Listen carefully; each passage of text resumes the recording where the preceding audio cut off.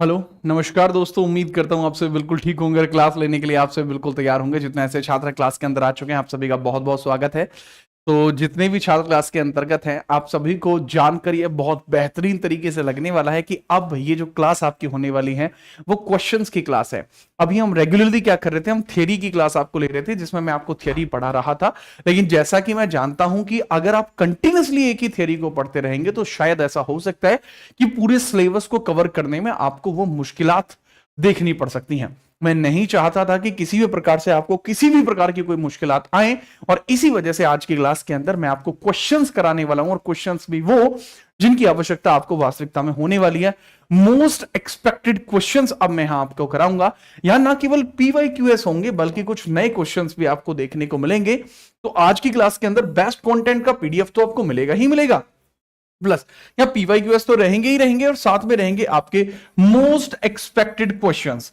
तो most expected questions भी आपके रहने वाले हैं। अच्छा, इसकी जो आपकी प्लेलिस्ट है वो अलग बनेगी, जिसमें मैं क्वेश्चन प्रैक्टिस कराऊंगा। क्वेश्चन प्रैक्टिस की जो आपकी प्लेलिस्ट है वो अलग होगी। इस प्लेलिस्ट के अंदर हम चर्चा करते रहेंगे। अभी फिलहाल तक हम इसके अंदर महिला संरक्षण अधिनियम ऑलरेडी पढ़ चुके हैं।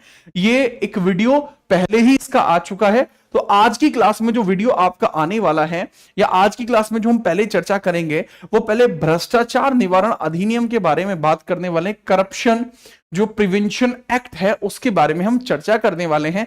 यदि आप तैयार हैं तो एक बार क्लास को लाइक कर दीजिए और फटाफट बता दीजिए कि आप तैयार हैं, क्योंकि जिस हिसाब से अब माहौल को स्टार्ट किया जाएगा वो एक अलग ही लेवल का माहौल होगा, और माहौल पूरा वीवी बनाने के लिए मैं पूर्णतः तैयार हूं। क्या आप तैयार हैं? फटाफट से बता दीजिए।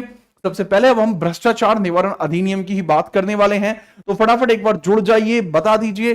किसी प्रकार की कोई दिक्कत, समस्या, परेशानी तो आपको नहीं है, क्योंकि उसी हिसाब से चीजों को एक अलग स्तर पर ले जाकर प्रारंभ किया जा रहा है। अगर आप तैयार हैं तो मुझे बता दीजिए, एक तरफा बता दीजिए, कोई समस्या तो नहीं है आपको? ठीक है, आज की क्लास अलग ही स्तर पर जाने वाली है। क्लास को लाइक कर दीजिए और क्वेश्चंस की स्टार्टिंग करते हैं। रेडी? चलिए, मैं उम्मीद मैं ये करता हूं कि आपने भ्रष्टाचार जो एक्ट है वो मुझसे पढ़ लिया है और अच्छे तरीके से आपने उसकी प्रैक्टिस भी कर ली है। ठीक है, इसके बारे में मैं ऑलरेडी आपको बता चुका हूं। थोड़ा सा उसके ऊपर चर्चा भी अगर करना चाहते हैं तो कर भी सकते हैं, कोई ऐसी भी दिक्कत नहीं है, कोई ऐसी दिक्कत बिल्कुल भी नहीं है। तो वो भी आप बताते रहिए। अगर कोई समस्या नजर आ रही है आपको तो वो भी बताते रहिए। हालांकि समस्या होनी तो नहीं चाहिए आपको, बट फिर भी है तो बताइए। ठीक है, मैं तब तक आपको बता देता हूं। नमस्ते भाई, नमस्ते। देखिए, अगर हम बात करेंगे जो YouTube के ऊपर ही, यानी जहां पे हम लाइव चल रहे हैं वर्तमान में, अगर यहीं पर बात करेंगे तो इसकी प्लेलिस्ट सेक्शन में आप जाइएगा। प्लेलिस्ट सेक्शन के अंदर आपको पता लगता है क्या भला, प्लेलिस्ट सेक्शन के अंदर आपको दिखाई देती है यहां पर एक मूल विधि की क्लास। ठीक है, ये मूल विधि की हमारी सीरीज है। अब इस मूल विधि की सीरीज के अंदर बच्चे आपको एक ना ये क्लास देखने को मिलती है, जो है आपकी 8वें नंबर की क्लास, जो किसके लिए है सर? ये यूपीएसआई मूल विधि है जो करप्शन प्रिवेंशन एक्ट की बात करती है। तो ये आपने पढ़ लिया होगा। अब मैं इसी से रिलेटेड क्वेश्चंस आपसे पूछूंगा पहले, तो आप उसके लिए चीजों को स्टार्ट करेंगे। ठीक है, चलिए। राम राम संपन्न साहब, राम राम भाई साहब। तो हमारा है मूल विधि का है भ्रष्टाचार निवारण अधिनियम। तो ये मुझे बताइए किस वर्ष आया था? सबसे पहले किस वर्ष आया था? छोटी छोटी बातें अगर हो जाएं तो मेरे ख्याल से रहता है कि थोड़ा बढ़िया रहता है। दूसरा है, इसको बोलते हैं आपका करप्शन प्रिवेंशन एक्ट आपको देखने को मिलता है। करप्शन प्रिवेंशन एक्ट आपको देखने को मिलता है। अब मुझे बताइए किस वर्ष आया था, इसमें धाराएं कितनी हैं? किस वर्ष आया था, इसमें धाराएं कितनी हैं, इसके अंदर भाग कितने हैं? ठीक है, इसके अंदर धाराएं कितनी है, इसके अंदर भाग कितने हैं? धाराएं कितनी हैं और इसके अंदर भाग कितने हैं? भाग कितने हैं? ठीक है, क्या इसके अंदर कोई अनुसूची भी है? तो वो भी आप मुझे बताते चलिए कि क्या इसके अंदर कोई अनुसूची भी है, तो वो भी आप इसके अंतर्गत बताते चलेंगे। ठीक है, फटाफट हम बात करते हैं चीजों को बहुत बढ़िया तरीके से। ठीक है, चलिए, बहुत प्यार से बात करते हैं। सर ये आया था आपके 9 सितंबर 1988। यही बताया हुआ है, कुछ और तो नहीं बताया कि 9 सितंबर के अंदर यह आपका पारित होता है। फिर लागू तिथि इसकी कब है? सर पारित यानी कि पास हो गया। लागू करने की तिथि के बारे में अगर हम बात करेंगे तो कुछ ही समय के बाद, लगभग 3 दिन के बाद, 9 3 12 सितंबर से ये लागू हो गया। 12 सितंबर 1988 से ये लागू हो गया।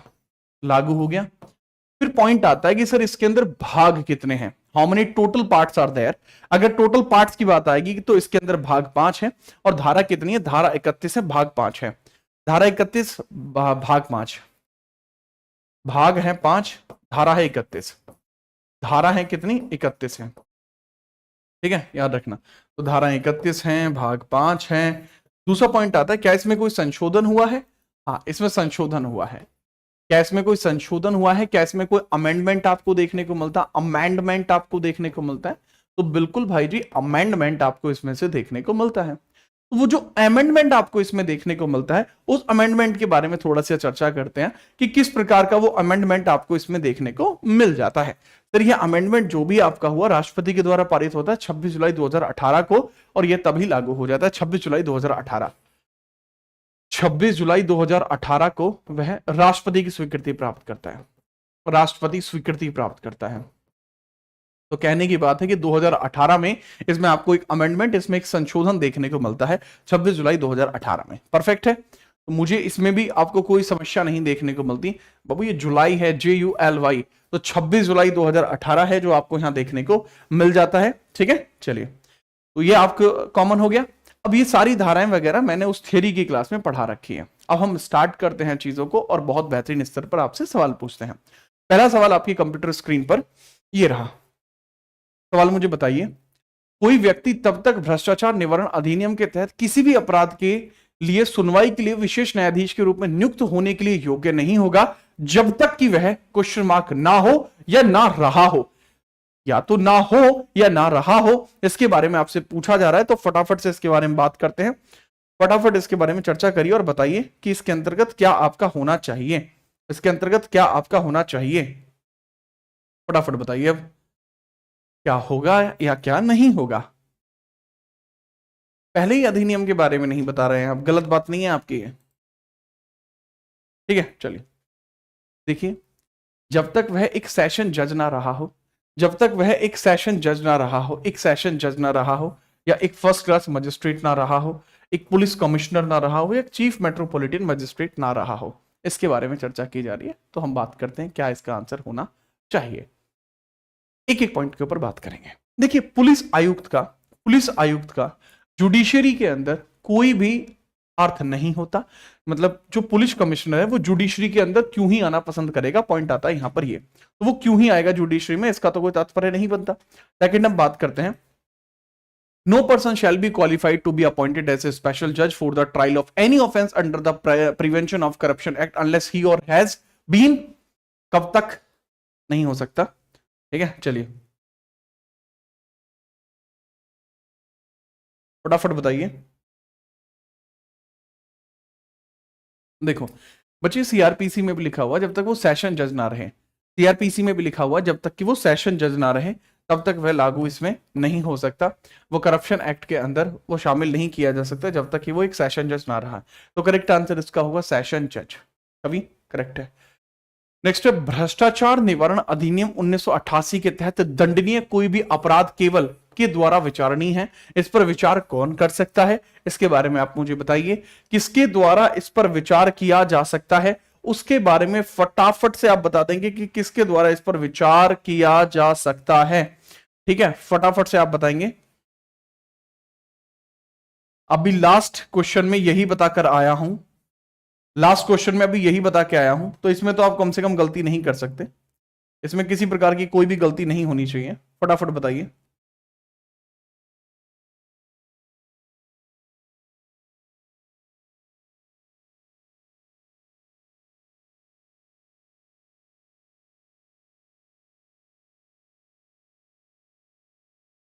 ठीक है, चलिए। तो जब ये अधिनियम आपने पढ़ा होगा तो इसमें पढ़ा होगा आपने एक सेक्शन 26, जब ये अधिनियम आपने पढ़ा है, क्योंकि मैंने अच्छे प्रकार से बताया, मैंने इसके अंदर आपको सेक्शन 26 पढ़ा रखा है। क्या पढ़ा रखा है, सेक्शन 26 पढ़ा रखा है। तो सेक्शन 26 के अंदर क्या है, विशेष न्यायाधीश की नियुक्ति। तो सेक्शन 26 में है विशेष न्यायाधीश की नियुक्ति, न्यायाधीश नियुक्ति आपको देखने को मिलता है, विशेष न्यायाधीश की नियुक्ति।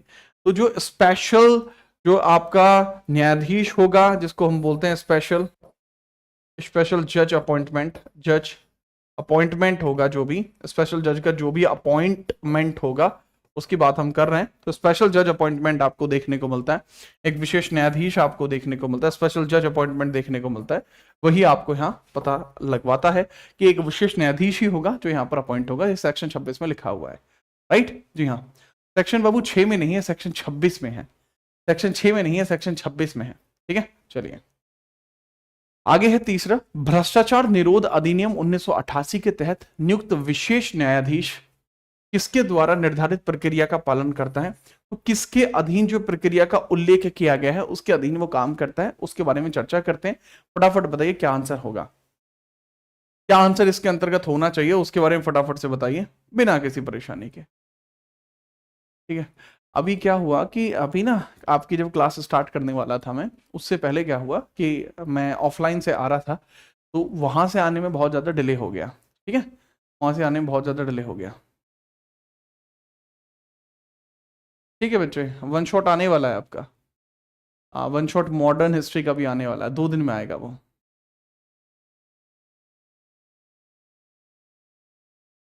आ जाएगा भाई सचिन सिंह वो।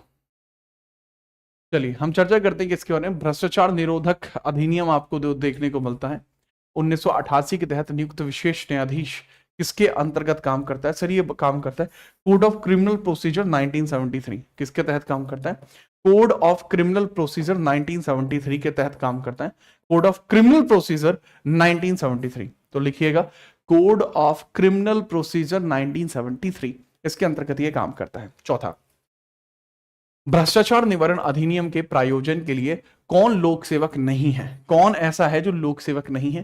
दरअसल भ्रष्टाचार निवारण अधिनियम में हम लोक सेवक के बारे में पढ़ते हैं कि कौन लोक सेवक होगा। लोक सेवक का उल्लेख भी इसी में दिया गया है कि लोक सेवक कौन होगा, कोई भी ऐसा पर्सन जो सरकार के लिए काम कर रहा हो, उससे वेतन लेता हो और सरकार के द्वारा ही उसकी जो है अपॉइंटमेंट की जाती हो, तो वो होता है आपका लोक सेवक।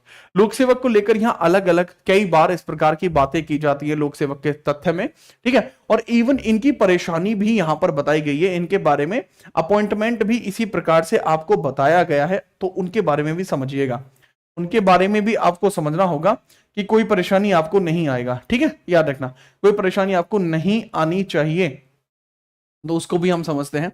लोक सेवक के लिए धारा 2 का सी, धारा 2 का सी जो होता है, धारा 2 का सी, ये लोक सेवक के बारे में उल्लेख करता है, लोक सेवक की परिभाषा का उल्लेख करता है। तो यह आपको पता लगता है सरकार के लिए कमीशन के आधार पर कार्य करने वाला ठेकेदार, विश्वविद्यालय का कुलपति, एक न्यायाधीश, एक न्यायालय के द्वारा नियुक्त एक परिसमापक, लिक्विडेटर जो होता है वो भी इसमें शामिल होता है। बट पॉइंट आता है कि इसमें कौन शामिल नहीं होता, कौन शामिल इसमें नहीं होता, जितने भी ठेकेदार होते हैं, ठीक है, जो कमीशन बेस्ड आपके वर्कर्स होते हैं, वो किसी भी प्रकार से लोक सेवक नहीं होते। धारा 2 सी के अनुसार वो लोक सेवक नहीं होते हैं, ठीक है। चलिए आगे हम बात करते हैं। पांचवा सवाल, भ्रष्टाचार निवारण अधिनियम किस वर्ष में पारित किया गया था। तो जैसा हम बात कर चुके हैं, भ्रष्टाचार निवारण अधिनियम 9 सितंबर 1988 को पारित किया गया था। 9th ऑफ सितंबर 1988 को यह पारित किया गया था, 9 सितंबर 1988 को यह पारित किया गया था। तो इसके बारे में भी आप चर्चा करेंगे और याद आप रखेंगे, ठीक है। 9th ऑफ सितंबर में पारित किया गया था, क्लियर है, बहुत बढ़िया। नेक्स्ट हम आगे बात करते हैं। अगला सवाल ये रहा, निम्नलिखित में से सूचना प्रदाता अधिनियम यानी आपका विसल ब्लोअर प्रोटेक्शन एक्ट आपको देखने को मिलता है, which of the following is correct regarding the whistle blowers protection act 2014। इसके बारे में पूछा है कौन सा कथन सही है, कौन सा कथन आपको सही देखने को नहीं मिलता, ठीक है। बात करते हैं। विधेयक सार्वजनिक और निजी क्षेत्र दोनों में भ्रष्टाचार के कृत्यों के संबंध में सही है। अच्छा, सतर्कता आयोग को भ्रष्टाचार के विरुद्ध शिकायत में शिकायतकर्ता की पहचान बताने की जरूरत नहीं है, इसके लिए यह आपका स्टार्ट किया गया था। तो आप मुझे इसके बारे में बताएंगे कि जो आपको देखने को मिलता है ये एक्ट है जिसको हम बोलते हैं विसल ब्लोअर प्रोटेक्शन एक्ट है, तो ये पब्लिक और प्राइवेट दोनों के लिए था या केवल पब्लिक के लिए था या केवल प्राइवेट सेक्टर के लिए आपको देखने को मिलता है, ठीक है, बताइए। Whistle blower protection act 2014 is for public and private sector और ईदर वन, फटाफट बताएंगे बिना परेशानी के बताइए। इसमें ज्यादातर बच्चों का कहना है कि सर ये है आपका दोनों के लिए काम करता था। परफेक्ट, बहुत बढ़िया। लेकिन चलिए मैं आपकी थोड़ी ज्ञान को बढ़ा देता हूं।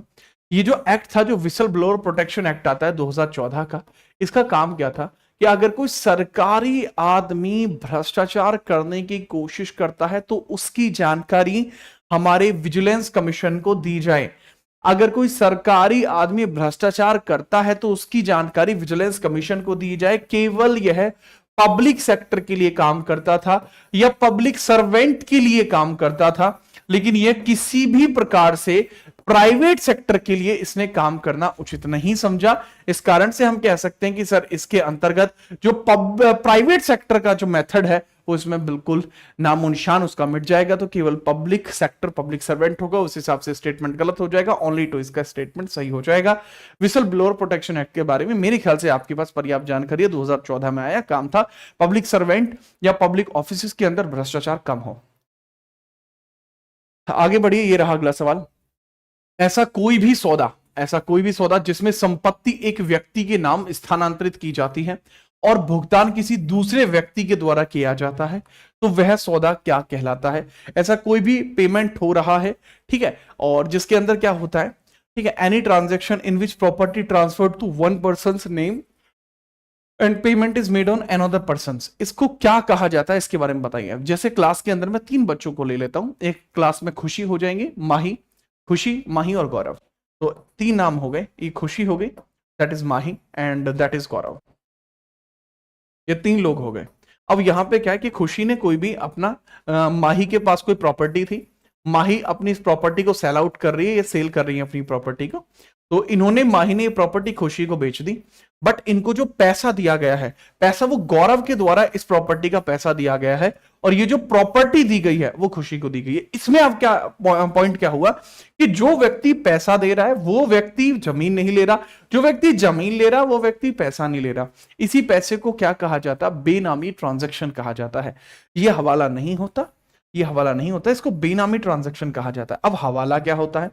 हवाला एक ऐसा टर्म होता है, मतलब कुछ ऐसा पैसा जो मेजरली कैश में होता है और जिसकी जानकारी सरकार के पास उपलब्ध भी नहीं होती, उसको हवाला कंसीडर किया जाता है। ठीक है, फटाफट याद रखना, बिना परेशानी के आप याद रखेंगे, हवाला याद रखेंगे। ठीक है, चलिए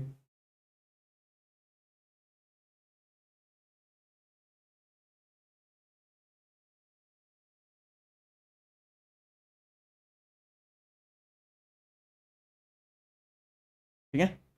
अच्छा, हवाला के लिए एक्ट क्या आया था? Prevention of money laundering act 2002। Prevention of money laundering act 2002 इसके लिए आया भी था, हवाला का पैसा। तो जो सूचना प्रदाता संरक्षण अधिनियम 2011 के संदर्भ में कौन सा कथन सही है? हम बात कर रहे हैं कि विसल ब्लोअर प्रोटेक्शन एक्ट 2011 के संबंध में कौन सा ऐसा कोई स्टेटमेंट है जो सही है? जानबूझकर झूठी शिकायत दर्ज करने पर इस विधेयक में दंड का प्रावधान है। विधेयक यह प्रोत्साहन देता है कि सूचना प्रकटीकरण हेतु सूचना प्रदाता जो विसल ब्लोअर है उसको आर्थिक राशि दी जाए। तो इसके बारे में आप बताइए क्या आंसर इसमें सही होगा? विसल ब्लोअर एक्ट ऑफ 2011 की हम बात कर रहे हैं, तो इसके बारे में आप बताएंगे। सूचना प्रदाता संरक्षण अधिनियम है, इसके बारे में थोड़ी आप जानकारी देंगे, कौन सा स्टेटमेंट सही, कौन सा स्टेटमेंट सही नहीं है। ठीक है, राम राम जी, राम राम। आप कैसे हैं? आप? मैं बिल्कुल ठीक हूं, आप बताइए कैसे हैं? ठीक है, चलिए बात करते हैं। देखो, जानबूझकर अगर झूठी शिकायत दर्ज कराते हो तो इस विधेयक में दंड का प्रावधान है। बिल्कुल है जी, इस विधेयक में दंड का प्रावधान है। दूसरा है, विधेयक यह प्रोत्साहन देता है कि सूचना प्रकटीकरण हेतु आपको आर्थिक राशि दी जाएगी। बिल्कुल नहीं दी जाएगी। आप केवल भ्रष्टाचार के बारे में जानकारी दे रहे हैं तो उसके एवज में पैसे की डिमांड आप नहीं कर सकते। तो ये स्टेटमेंट गलत होगा, तो इसमें स्टेटमेंट सही होगा ओनली ए। इसके अंदर ओनली ए स्टेटमेंट जो होगा वो बिल्कुल सटीक और बिल्कुल सही कंसीडर किया जाएगा। ठीक है, आगे बढ़िए। 9वें नंबर का सवाल, जन प्रतिनिधित्व अधिनियम 1951 की धारा 123 के तहत निम्नलिखित में से कौन सा एक भ्रष्ट आचरण है? कौन सा एक भ्रष्ट आचरण है? कौन से एक ऐसा काम है जो कि गलत कंसीडर किया जाएगा? चुनाव के खर्च के बारे में असत्य विवरण देना, भ्रष्टाचार की बात कर रहा हूं, आपको बताना है कि कौन सा इसमें से भ्रष्टाचार है। Which of the following is corruption, आपको बताना है निम्न में कौन सा करप्शन है। निम्न में कौन सा करप्शन है? कौन सा करप्शन है, कौन सा ऐसा है जो आपको करप्शन देखने को मिल रहा है, कौन सा करप्शन है, बताइए क्या चीज आपको करप्शन देखने को मिलती है। पहला है चुनावों के खर्च के बारे में असत्य विवरण देना, providing incorrect information about election expenses. ये स्टेटमेंट बिल्कुल बिल्कुल है जी, ये भ्रष्टाचारण है, ये करप्शन है एक तरीके का, ठीक है। दूसरा है निर्वाचन में जीत की संभावना बढ़ाने के लिए सरकारी नौकरों से सहायता लाभ लेने का प्रयत्न करना, तो ये भी एक भ्रष्टाचरण है, ठीक है, तो ये भी एक प्रकार का करप्शन है। तो दोनों ही इसके अंदर करप्शन हो जाएंगे, दोनों ही इसके अंदर करप्शन हो जाएंगे। A and B is the correct answer. ये 2017 के पेपर में आपका आया था, याद रखेंगे, बहुत बढ़िया। राम राम भाई। 10वें नंबर का सवाल है भ्रष्टाचार निवारण अधिनियम 1988 के अंतर्गत अभियोजन के लिए सक्षम अधिकारी से पूर्व स्वीकृति किस धारा में अनिवार्य किया गया है। Under the prevention of corruption act 1988 prior sanction from the competent authority for prosecution is mandatory under which act. इसका आंसर आपका क्या होगा। अगर आप किसी सरकारी अधिकारी के खिलाफ कोई भी मतलब कोई भी अगर जांच बिठाना चाहते हैं, जांच करना चाहते हैं, तो उसके संदर्भ में क्या मैंडेटरी है कि आप सलाह लें, आप सुझाव लें, आप परमिशन लें उसकी हायर अथॉरिटी से। उदाहरण के लिए किसी भी एमपी पर केस अगर आप करना चाहते हैं तो इसके लिए स्पीकर से आपको आज्ञा लेनी पड़ेगी, राइट, स्पीकर से आज्ञा लेनी पड़ेगी। ये बहुत जरूरी बन जाता है प्रिवेंशन ऑफ करप्शन एक्ट के अंतर्गत। ये लिखा हुआ है सेक्शन 19 में। कहां लिखा हुआ है, लिखा हुआ है सेक्शन 19 के अंदर। और मैंने बहुत बार इसको इस प्रकार से बताया भी है कि भाई सेक्शन 19 बहुत जरूरी होगा। आप सेक्शन 19 को बहुत ज्यादा ध्यान से देखा करें क्योंकि ये बहुत ज्यादा जरूरी आपका बन जाता है, ठीक है। चलिए, अब जज के जो प्रोसीजर्स होते हैं और स्पेशल पावर्स होती हैं वो लिखी हुई है सेक्शन 5 में। जो विशेष जज की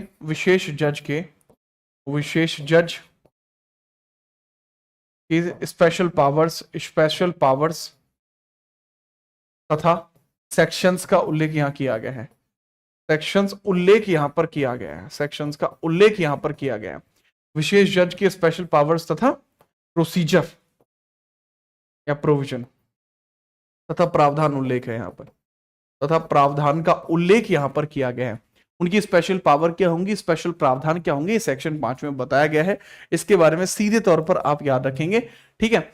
और आप मतलब करप्शन करने की कोशिश अगर कोई कर रहा है और अपराध हो नहीं पाया, मतलब बात यह है कि मान के चलो मैं कोई सरकारी कर्मचारी कल मतलब था या अभी मैं बन जाऊं आगे भी, तो मान के चलिए मैंने रिश्वत मांगने की कोशिश करी, रिश्वत ली नहीं, केवल कोशिश करी, तो अटेम्प्ट फॉर द ऑफेंस लगेगा। इसमें होता है attempt, punishment for attempt for offence, punishment for attempt for offence. इसमें हुआ क्या है, पनिशमेंट किस चीज के लिए, अटेम्प्ट फॉर ऑफेंस के लिए है, ठीक है। मतलब यहां पर पूरा ऑफेंस हुआ नहीं है, प्रयास किया गया है, ठीक है। अपराध के प्रयास के लिए दंड, अपराध के प्रयास के लिए दंड, अपराध के प्रयास के लिए दंड, अपराध के प्रयास के लिए दंड यहां पर दिया गया है, दंड यहां पर दिया गया है, ठीक है। चलिए, और जो सेक्शन 18 आपका काम करता है वो बैंकर्स बुक में अगर कोई भी अपराध होता है तो उसके लिए होता है। बैंकर्स बुक के अंदर कोई भी अपराध होता है या बैंकर्स की बुक की जांच की जानी है, बैंकर्स बुक की जांच की जानी, बैंकर्स बुक की जांच की जानी, बुक की जांच की जानी यहां पर आएगा।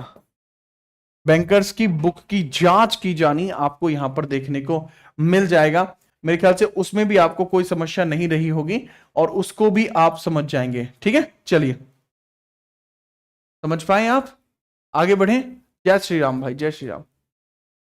11वें नंबर का सवाल, सीआईडी की कौन सी शाखा दंगे, जालसाजियों, नकली चीजें बनाने और गंभीर आरोपों की जांच करती है। तो सीआईडी इन्वेस्टिगेशन जो होती है, ठीक है, क्राइम इन्वेस्टिगेशन डिपार्टमेंट है। तो सीरियस क्राइम, रायट, फॉर्जरी, काउंटरफीटिंग, इस चीज के लिए कौन सी ऐसी ब्रांच है जो काम करेगी, फटाफट बताइए कौन सी ऐसी ब्रांच है जो काम करेगी।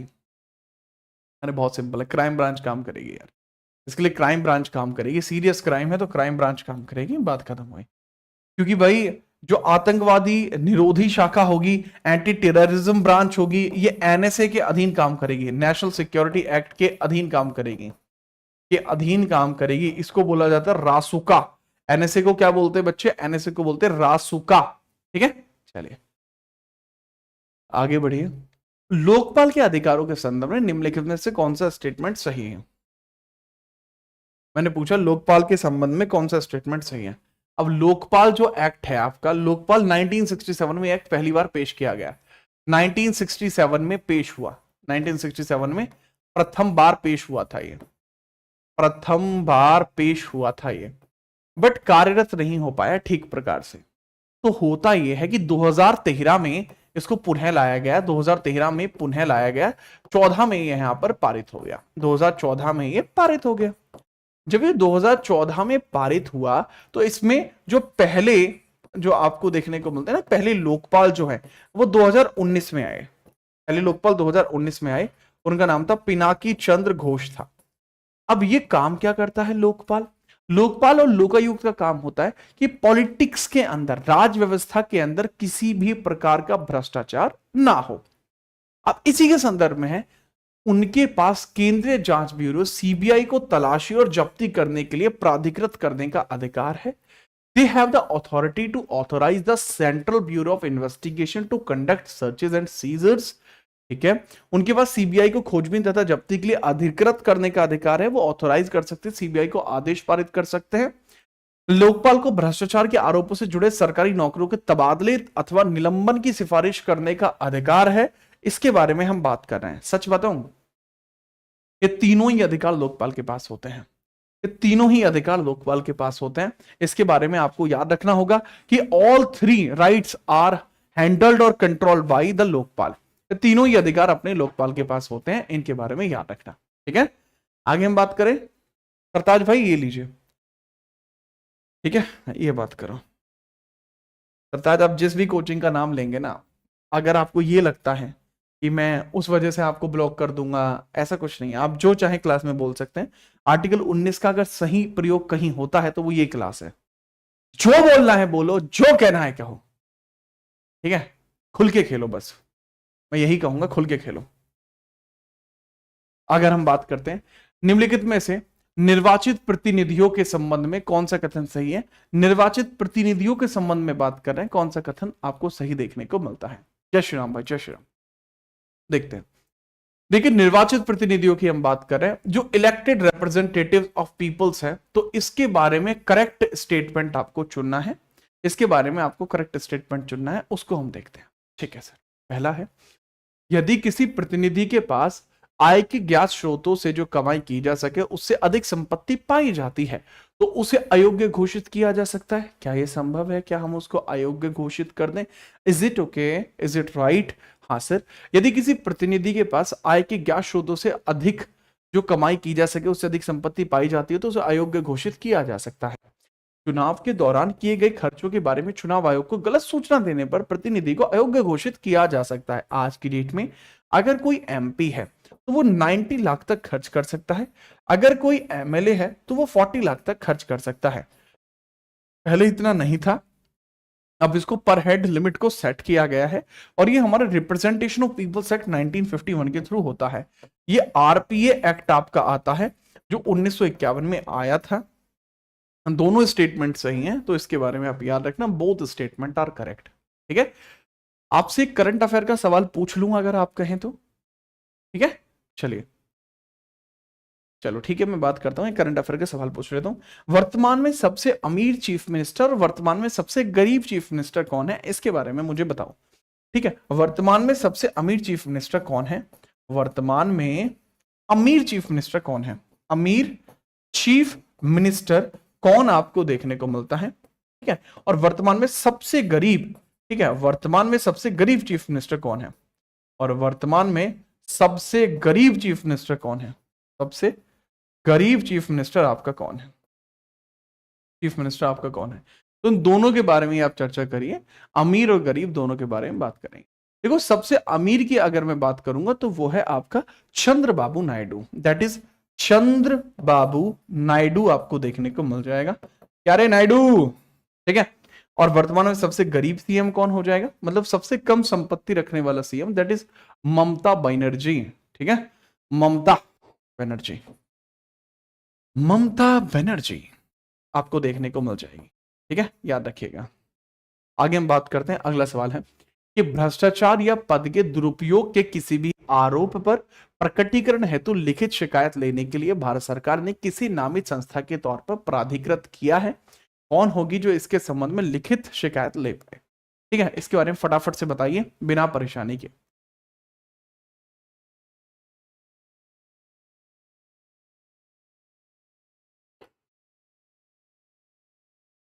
मेरी पलकों पे ना अभी भी पसीना लगा हुआ था, अभी बस मैंने पसीना हटाया है पलकों का। लोग कहते हैं ना कि मैं तुझे पलकों पे रखूंगा, मैं पलकों पे पसीना रखता हूँ लाडले, ये ले। अच्छा, मैं पूछा था कि मैं बीएनएस की एक वन शॉट क्लास ले लूं आपकी, बीएनएस की वन शॉट क्लास ले लूं मैं आपकी, बताओ। अगर आप कहोगे तो मैं बीएनएस की वन शॉट क्लास ले लूंगा, यदि आप ऐसा कहते हो तो बताइए।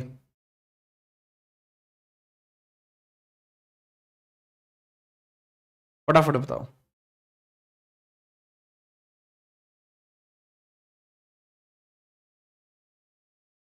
ठीक है, एक ही बार में खेल खत्म कर देंगे। बताना, फिर मैं बीएनएस की वन शॉट संडे, इसी संडे को ले लूंगा, इसी संडे को बीएनएस की वन शॉट हो जाएगी। ठीक है, चलिए। हाँ। मैं तुझे पलकों पे बिठा के रखूंगा, पलकों पे पसीना है। चलिए आगे हम बात करें भ्रष्टाचार या पद के दुरुपयोग के बारे में। यह काम करता है आपका सेंट्रल विजिलेंस कमीशन है। कोई भी शिकायत है तो लोग सीवीसी को जाकर करते हैं, सेंट्रल विजिलेंस कमीशन को जाके करते हैं, तो इसके बारे में आपको डायरेक्टली याद रखना होता है। वैसे सेंट्रल ब्यूरो ऑफ इन्वेस्टिगेशन जो कि 1963 में बना था, 1963 में बना था, इसकी वर्किंग ऐसे नहीं होती है, ये दरअसल केवल भ्रष्टाचारों को चेक करता है। ठीक है, चलिए नेक्स्ट हम बात करते हैं, भ्रष्टाचार के अपराधों में विवेचना का अधिकार निम्नलिखित में से किसके पास होता है? इसके बारे में आप बताइए। भ्रष्टाचार के बारे में जो अधिकार है वो किसके पास होता है? कुछ जांच करनी है, किसी पे भ्रष्टाचार के आरोप लगे हुए हैं तो कौन आपको यहां देखने को मिल जाएगा? सर यह आपका एक गेजेटेड ऑफिसर होना चाहिए, एक राजपत्रित अधिकारी होना चाहिए। सर जी, एक राजपत्रित अधिकारी होना चाहिए, गेजेटेड ऑफिसर यहां पर आपका होना चाहिए, जो इसके संदर्भ में कार्य कर पाएगा, जो इसके संदर्भ में कार्य कर पाएगा, तो उसके बारे में आप याद रखेंगे, एक राजपत्रित अधिकारी होना चाहिए। ठीक है, चलिए नेक्स्ट अगला सवाल है एनएसए 1980। अब हम एनएसए एक्ट की बात करते हैं। एनएसए एक्ट के बारे में पढ़ने के लिए रेडी हो तो बता देना तुरंत।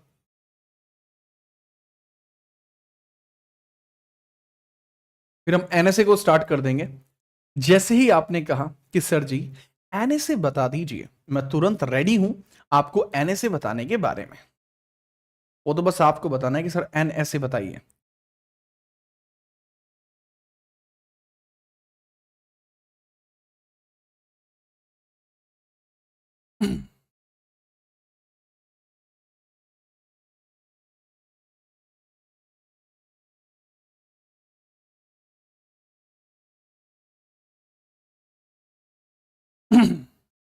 रेडी?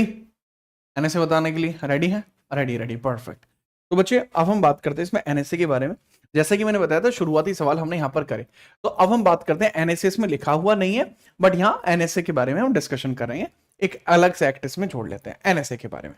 अब जो एनएसए का मतलब होता है नेशनल सिक्योरिटी एक्ट, इसके जितने भी क्वेश्चंस हैं वो आपके न्यू क्रिएटेड हैं। कुछ इसके अंदर आपको जो क्वेश्चंस देखने को मिलते हैं, इसके अंदर मैंने पीवाईक्यू भी रखे हैं और कुछ आपके एफवाईक्यू भी रखे हैं। एफवाईक्यू क्या होते हैं? फ्यूचर ईयर क्वेश्चंस, क्योंकि मैं जो पढ़ा रहा हूं ये सीधा एग्जाम लेवल है। पॉइंट आता है कि एनएसए जो आपका अधिनियम है इसका पूरा फुल फॉर्म है नेशनल सिक्योरिटी एक्ट है। नेशनल सिक्योरिटी एक्ट है जो आपको यहां देखने को मिलेगा, नेशनल सिक्योरिटी एक्ट अपन इसको बोलेंगे। यह पूछा जाएगा कि सर जी ये जो एनएसए एक्ट है ये कब आया था? एनएसए एक्ट कब आया था इसके बारे में आप बताइए। सर कब लागू हुआ था, कब पारित हुआ था, तो वो चीजें बताओ ना जी। अच्छा ये एक्ट क्या काम करता है? एक्ट का काम है एक तरीके से प्रिवेंशन डिटेंशन करता है, प्रिवेंशन डिटेंशन करता है। प्रिवेंशन डिटेंशन का मतलब क्या होता है? सर जी ये एक प्रकार का निवारक निरोधक कानून है। निवारक निरोधक कानून आपको देखने को मिलता है, निवारक निरोधक कानून आपको देखने को मिल जाता है। एनएसए इज ए निवारक निरोधक कानून। ठीक है जी, कैसा कानून है? ये एक निवारक निरोधक कानून है। क्लास को लाइक एक तरफा अब तो आपको कर ही देना चाहिए। ठीक है, चलो। एक्चुअली मजा कमाल की बात यह है, इसमें एक ही डेट है 27 दिसंबर। आपको 27 दिसंबर आपको देखने को मिल जाता है 1980। 27 ऑफ दिसंबर 1980 आपको देखने को मिल जाएगा। 27 दिसंबर 1980, दिसंबर 1980 देखने को मिल जाएगा, जिसके थ्रू ये लागू हुआ। ठीक है, याद रखना, ये एक निवारक निरोधक कानून है। इसको बोलते हैं राष्ट्रीय सुरक्षा अधिनियम। राष्ट्रीय सुरक्षा अधिनियम इसको बोला जाता है। आपसे अगर मैं पूछूं किस अधिनियम, इस अधिनियम के द्वारा किस आर्टिकल के अंदर कमी की जाती है, ये किस आर्टिकल को डेरोगेट करता है, इट डेरोगेट विच आर्टिकल, ये किस आर्टिकल को डेरोगेट करता है उसके बारे में बताइए।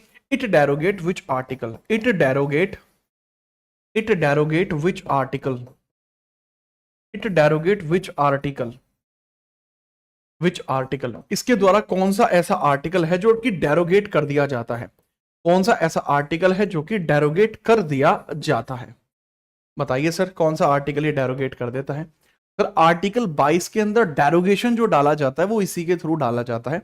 आर्टिकल 22 के अंदर जो डेरोगेशन है वो इसी के थ्रू डाला जाता है, स्पेसिफिकली आर्टिकल 22 का 3। क्यों? क्योंकि आर्टिकल 22 का 3 कहता है कि गिरफ्तारी के बाद 24 घंटे के अंदर आपको कोर्ट में पेश किया जाना चाहिए, बट आपको पेश नहीं किया जाता तो आपको हंसा दिया जाता है इसी के थ्रू। ठीक है, अच्छा एक यहाँ विशेष जानकारी, ये मैं सिर्फ 1 सेकंड में बता दूंगा।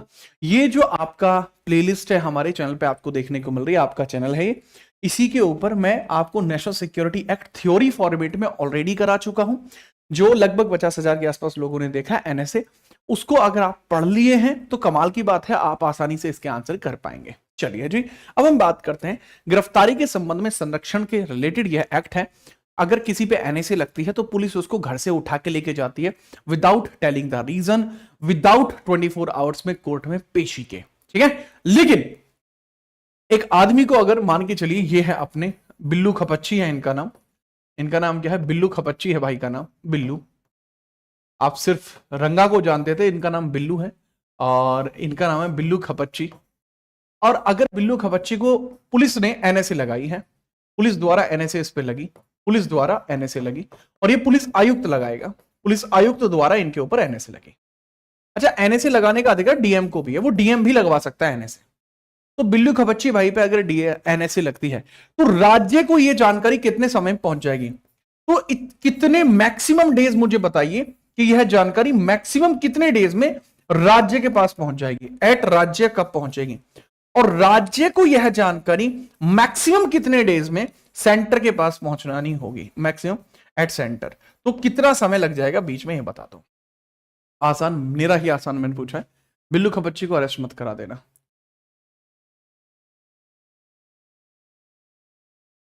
अब सोच रहे बिल्लू खपच्ची कौन है? बिल्लू खपच्ची और मैं साथ में पढ़ते थे, ठीक है, लेकिन मैं इसको इस वाले एक्ट से बचा लूंगा क्योंकि मुझे पता है इस पे एनएसए गलत लग गई है। ठीक है, तो कितने दिन का गैप रहता है? एक बच्चा कह रहा 3 महीने।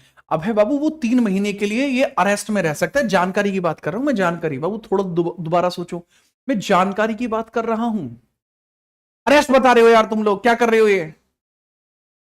लाडले, मैं अरेस्ट का नहीं पूछ रहा। देखो, अरेस्ट का मतलब होता है पुलिस इसको अपनी गिरफ्त में कितने समय तक रख सकती है? 3 महीने तक रख सकती है, राइट। लेकिन मैंने कहा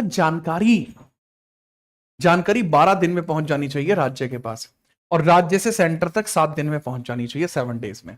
तो ये एक प्रोसीजरल कार्रवाई होती है, तो इतना समय के अंदर अंदर जानकारी पहुंच जानी चाहिए। सत श्री अकाल भाजी, ला फिर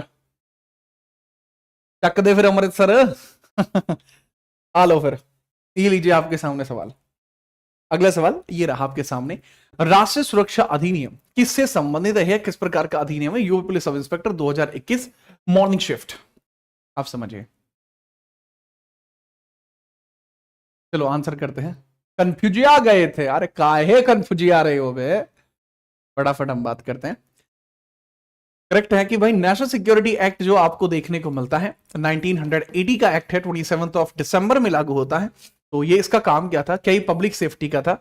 ये प्रिवेंशन डिटेंशन का था? Yes sir. एंटी सोशल नहीं, this was for the prevention detention. Perfect. अगला सवाल है, राष्ट्रीय सुरक्षा अधिनियम को कब लागू किया गया है? तो इसके बारे में बताइए। 23 सितंबर है, 25 सितंबर है, 30 सितंबर है, तो इसको कब लागू किया गया है इसके बारे में आपको बताना होगा कब। ठीक है, फटाफट इसके बारे में हम बात करते हैं कि कब इसको लागू किया गया था, इसके बारे में थोड़ा सा याद रखना। ठीक है, देखो अगर मैं बात करूं 30 जनवरी 1990 से मुझे कुछ बात याद आती है कि यहां तो SC/ST एक्ट आपका लागू हुआ था। SC/ST एक्ट आपका लागू हुआ, एक्ट जो कि 1989 का है वो लागू हुआ था। इसका करेक्ट आंसर होना चाहिए था 27 दिसंबर। 27 दिसंबर अभी बता के आया था, वो गलत लिख गया, मिसप्रिंट है। NSA 1980 में कुल कितनी धाराएं, कुल कितने अनुभाग आपको देखने को मिलते हैं? क्या इसके अंदर कुछ पार्ट्स भी हैं? क्या NSA के अंदर कुछ पार्ट्स भी हैं? तो NSA के अंदर पार्ट्स आपको देखने को नहीं मिलते, बट इसमें सेक्शंस आपके कितने हैं? सेक्शंस इसमें आपको देखने को मिलते हैं 18। सेक्शंस कितने देखने को मिलते हैं? सेक्शन इसमें 18 देखने को मिलते हैं। Right, perfect. राष्ट्रीय सुरक्षा अधिनियम की धारा किस अधिनियम के तहत सद्भाव में की गई कार्रवाइयों के लिए प्रतिरक्षा दी गई है?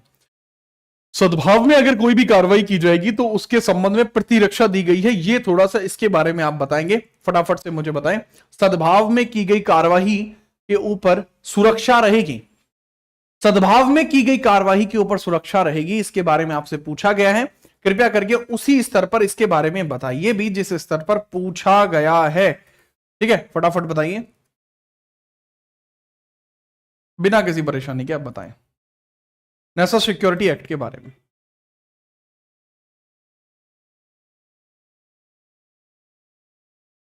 आसान सवाल है यार ये तो, क्या क्या बात कर रहे हैं आप?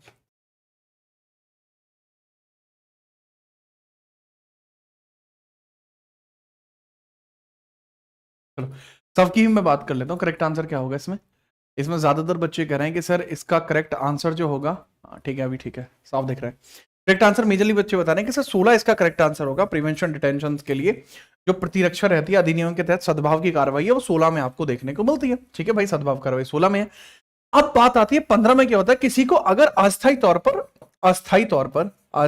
पर छोड़ा जाना, अस्थायी तौर पर मुक्त करना, तो अस्थायी तौर पर अगर मुक्त किया जाएगा तो वो किया जाएगा सेक्शन 15 के थ्रू, अस्थायी तौर पर मुक्ति।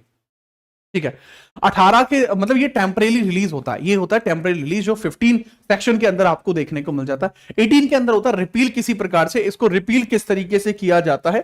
ठीक है, रिपील किस तरीके से किया जाता है? 18 में रिपील। रिपील का मतलब होता है कि कुछ इस अधिनियम के आने से कुछ ऐसे अधिनियम होंगे जो रद्द हो जाएंगे। वो 17 में बहुत तगड़ी चीज लिखी गई है, राज्य का कोई भी कानून इसको रद्द नहीं कर सकता।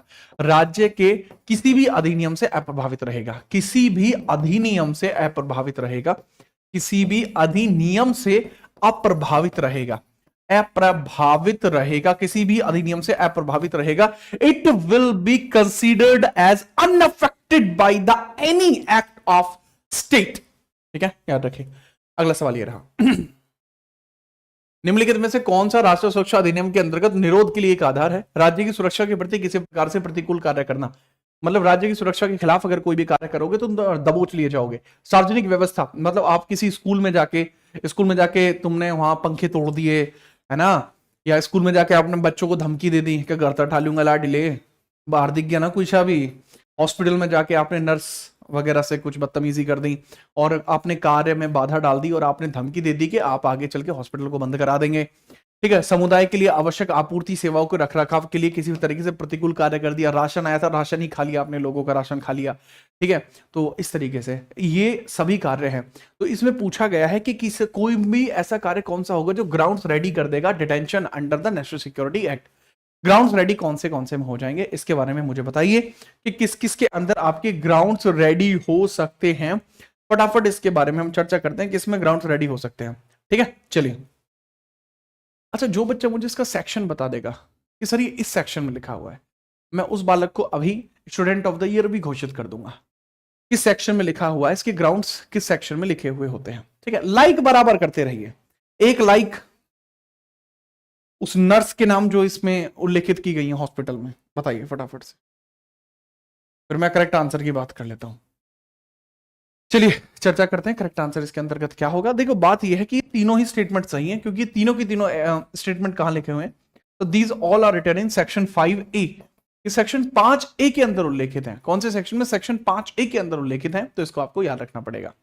ठीक है, चलिए अगला सवाल ये रहा, which of the following is not correct, निम्नलिखित में से कौन सा सही नहीं है? पहला है, यह अधिनियम सरकारों को किसी विदेशी को हिरासत में लेने की कोई शक्ति नहीं देता। बिल्कुल ही ज्यादा गलत बात है ये।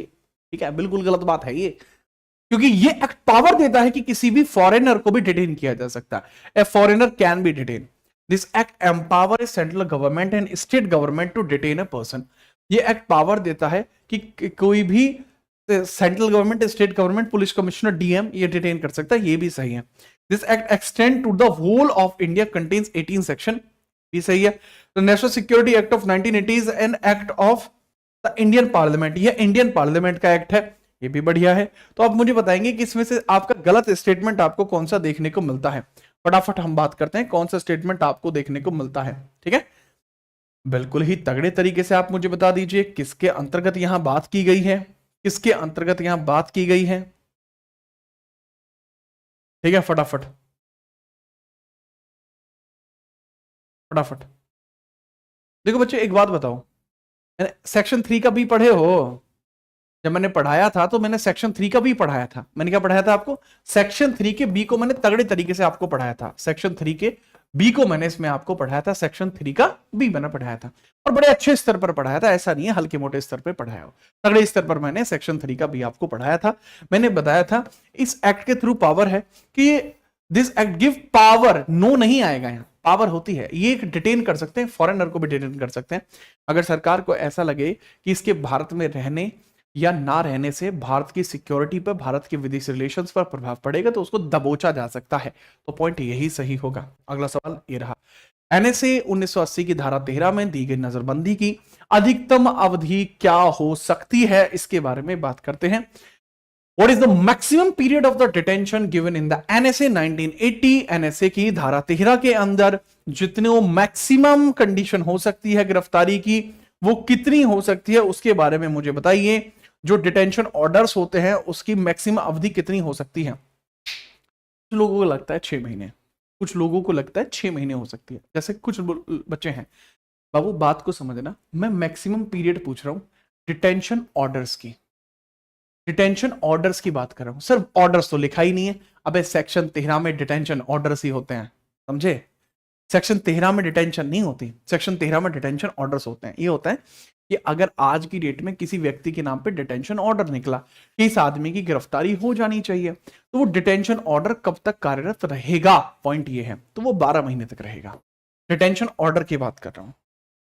आगे, जिला मजिस्ट्रेट या पुलिस आयुक्त को कितने दिनों के भीतर राज्य सरकार को सूचित करना चाहिए?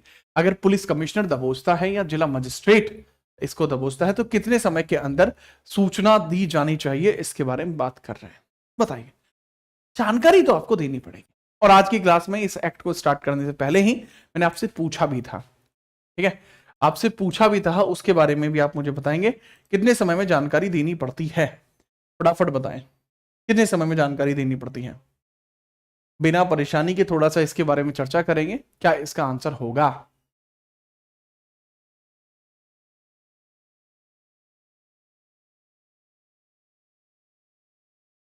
बताइए फटाफट से, इसका आंसर क्या होना चाहिए? जल्दी, इसका आंसर होना चाहिए 12 डेज। परफेक्ट, 12 डेज इसका आंसर होना चाहिए। 12 डेज ही इसका आंसर होना चाहिए। एकदम परफेक्ट था, एकदम अलग ही लेवल पे। राष्ट्रीय सुरक्षा अधिनियम के तहत निरुद्ध किए जाने वाले अधिकतम अवधि कितनी होती है? मतलब राष्ट्रीय सुरक्षा अधिनियम के तहत निरुद्ध की जाने वाली, ठीक है, what is the maximum period of detention under the national security act? National security act के तहत जो मैक्सिमम अवधि होती है गिरफ्तार किए जाने की, वो मैक्सिमम अवधि आपको कितनी देखने को मिलती है? ठीक है, चलो फटाफट इसके बारे में चर्चा करिए। मैक्सिमम अवधि आपको कितनी देखने को मिलती है, इसके बारे में चर्चा करते हैं। कितनी अवधि देखने को मिलती है? निरुद्ध किए जाने की मैक्सिमम अवधि कितनी है? ठीक है, अधिकतम पूछ रहा है, फिर गलती कर रहे हो, फिर गलती कर रहे हैं। अधिकतम अवधि की बात की जा रही है, मैक्सिमम ड्यूरेशन की बात कर रहे हैं कि मैक्सिमम ड्यूरेशन आपको कितनी देखने को मिलती है, उसके बारे में बात की जा रही है। ठीक है, फटाफट बताइए, सवाल बढ़िया है। What is the maximum period of detention under the national security act?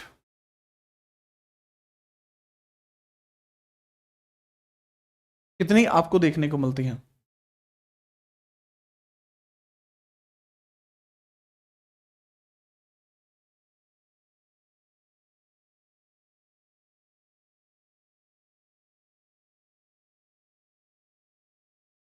बताइए फटाफट।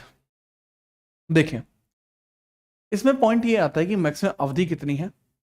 यहां कई बार क्या लगता है आपको 6 माह सही लग सकता है, यू माइट कंसीडर 6 माह सही है, बट इसके अंदर करेक्ट है मैक्सिमम ड्यूरेशन ये बात कर रही है। ठीक है, प्रारंभिक तौर पर कैसी रहती है? प्रारंभिक तौर पर रहती है 3 महीने, प्रारंभिक तौर पर रहती है 3 माह। एक्सटेंड हो सकती है कितनी? एक्सटेंड हो सकती है 6 माह। लेकिन जो विशेष स्पेशल कोर्ट्स होते हैं उनकी परमिशन के बाद ये 12 महीने हो सकती है। After permission from special court, permission from special court, special court अगर इसमें आज्ञा देते हैं तो यह अवधि 12 मंथ हो सकती है। इसमें यह नहीं कहा कि किसी से आज्ञा लोगे नहीं लोगे, अधिकतम पूछिए तो हम अधिकतम 12 तक पहुंचेंगे। हम मैक्सिमम 12 तक जा सकते तो हम 12 तक पहुंचे। आगे बढ़िए। नेशनल सिक्योरिटी एक्ट का दूसरा महत्वपूर्ण संशोधन किस वर्ष में पारित किया गया था? एनएसए के अंदर जो संशोधन हुआ है वो पूछा जा रहा है वो किस वर्ष में पारित कर दिया गया था। जैसे ही एक्ट लागू होता है 1980 में, तभी इसमें छोटी छोटी कमियां आने लगी थी, तो 1984 के अंदर ही इसके अंतर्गत परिवर्तन कर दिया गया था। 1984 में इसमें संशोधन हो चुका था। राष्ट्रीय सुरक्षा अधिनियम के तहत यदि राज्य सरकार उसको मंजूरी नहीं देती है तो कोई भी निरोध आदेश कितने दिनों से अधिक लागू नहीं होना चाहिए? अगर आदेश नहीं दिया गया है, यानी जानकारी नहीं दी गई है, अरेस्ट किया जाता है स्टिल, तो कब तक किया जा सकता है? केवल 12 डेज तक अरेस्ट किया जा सकता है, क्योंकि उसके बाद जानकारी देनी पड़ेगी और जानकारी देनी पड़ेगी, निरोध आदेश रद्द हो चुका है तो ऑलरेडी वो इलीगल हो जाएगा। नेक्स्ट है, राष्ट्रीय सुरक्षा अधिनियम 1973 के राष्ट्रीय सुरक्षा शब्द में सम्मिलित नहीं है। क्या चीज ऐसी है जो राष्ट्रीय सुरक्षा शब्द के अंदर शामिल नहीं है? इसके बारे में हम बात कर रहे हैं। ठीक है, चलिए सर जी क्लास को भोजपुरी में चलाओ। यार दरोगा जी जब बन जाएंगे ये लोग, आप भी दरोगा जी बन जाएंगे, ठीक है, जब आप भी दरोगा जी बन जाएंगे तो आपको कैसा लगेगा? मतलब आपको बढ़िया मजा आएगा है? फटाफट बात करते हैं।